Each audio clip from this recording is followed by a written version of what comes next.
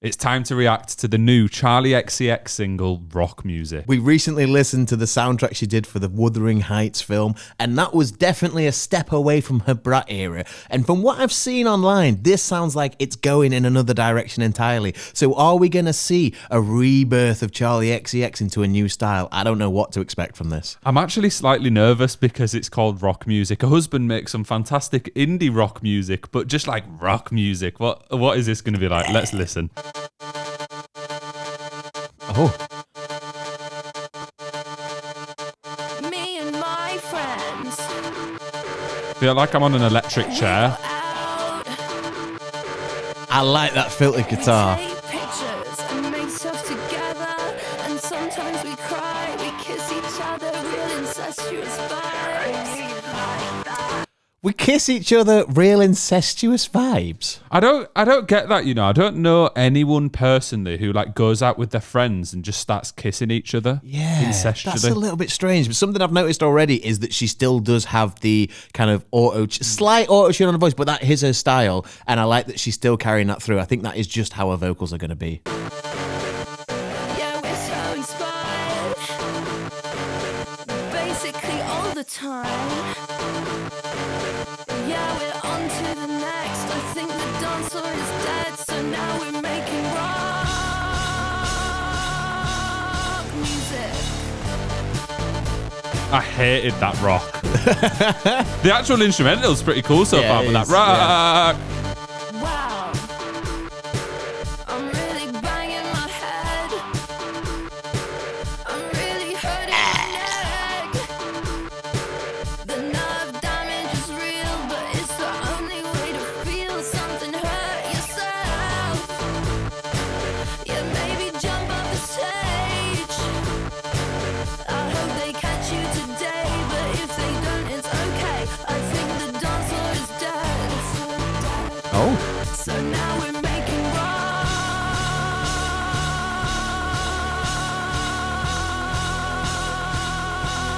music.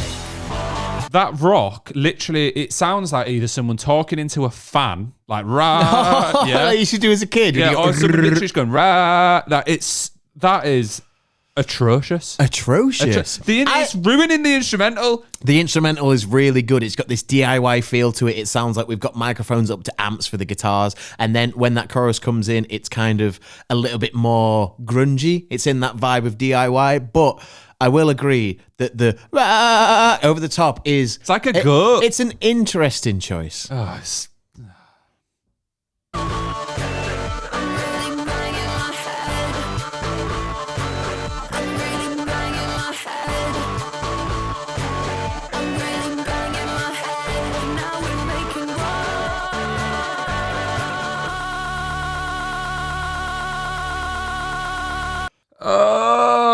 Oh, Charlie, what's happened there? I think if that was actually extrapolated to the length of a normal track, because bearing in mind that was, 1 minute 55, not a very long track at all.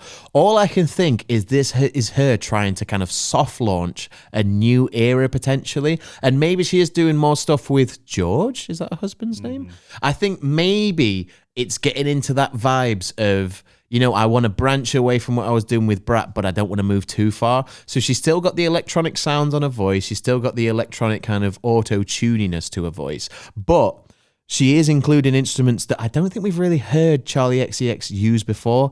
And like you were saying, the instrumental itself, really good. I really liked that. The vocals over the top. At the beginning, they kind of interloped to a point where they were slightly offbeat and it felt weird in my head. But that rock, I don't really understand what happened there. I hope that George had nothing to do with that because it'd make me look down on him. I love the 1975 and I love a lot of the George electronic music and stuff that he's done on his own record label. That, I don't even know. Like, I feel like you analysed it properly there. I struggle to do that. Like, the instrumental was kind of cool, but only because it was Charli XCX doing it. Really, it was like 4 guitar notes and a drum beat. It wasn't like anything. It wasn't groundbreaking. It wasn't like impressive as such. It just was impressive that Charli had her auto-tuned voice over some guitars. It was dogs, that, mate. It was proper crap. I think for me personally, I wouldn't say I'm a fan of the track. I wouldn't say I would replay it. I'm not going to lie. But I don't think I hated it that much. I don't think I detested the track. I don't think it was the worst thing in the world. I think the issue here is the disparity between Charli trying to bring her electronic style onto what is essentially kind of like an indie grunge style instrumental. Like we're saying, with the guitars, with the drums, it's very different to what we're used to. And maybe, just maybe, that plays into the fact as to why we don't like it that much, because it's a step away. But the problem with Charli XCX is she did kind of shoehorn herself into a very specific category, because we had Brat, and that was so big, like unbelievably big. And prior to that, she didn't really have that much standout work other than Brat. So having Brat be your entire personality, and then to carry that on for multiple years, for multiple like legs of your tour, I think it's going to be really difficult for her to rebrand. So like I was saying, maybe this is her trying to soft launch into a newer style, but not wanting to go so far that she alienates her previous fans. You're massively, massively overplaying this, I think. I think that she's just done a shit rock track. I think, like, but so if you were out and about, right? Yeah. If you were somewhere and this came on, you'd be like, turn this shit off. This is one of those. Do not play that through the fucking aux. Turn it off, and it's fine to admit that. This is one of those tracks, right? And there's a couple that happen. You know what it reminds me of. So when you're in an office and you got an office job 9 to 5, and Radio 1 is the only fucking station that exists on the radio for some reason. Because if you try and change it, fucking Wendy from HR comes home and goes, "I don't want none of this other stuff. I want my Radio 1. I want my Scott Mills. I want all of this stuff going on." With that, it felt like if I was subjected to that being played 7 times a day at Radio 1. Now, I'm going to relate it to the 1975 here with Chocolate. When you are just subject to that kind of music for as long as you are, that could get really grating. As a one-time listen, I'm giving it a pass. If I had to listen to it multiple times in a work environment when I'm trying to fucking focus, the rock bit would really just grind my gears. You can't compare that to Chocolate. Okay. Like, I know you don't like chocolate. I'm not comparing it. I'm saying in my situation, the reason why I dislike Chocolate so much is because I was forced to listen to it over and over again. At this point, don't really mind the track that much because I'm not forced to it. If I was subjected to this against my will, this could be akin to torture therapy for somebody. Yeah, I was going to say, I think that we were maybe seeing record levels of copium on the podcast from you then, but you've brought it back a little bit. You're just saying it in very roundabout way that it is shit. Way that it's shit. I'm not saying You are. No. Just say it. Say what? This is crap. This is not crap, though. Oh, it is. It's so not bad. It's not the worst thing in the fucking world. Bad. It's just... I'm swinging on my chair. You know I'm what upset with you. You know what it sounds like? It sounds like somebody trying, like I was saying, somebody trying their best to shed a fucking skin that they had with the Brat era. She's trying to reinvent herself. And how do you do that? How would you expect to do? I tell you how you do it. Wuthering Heights was a decent project. I didn't hate that. I thought it was good. We moved away from the previous style.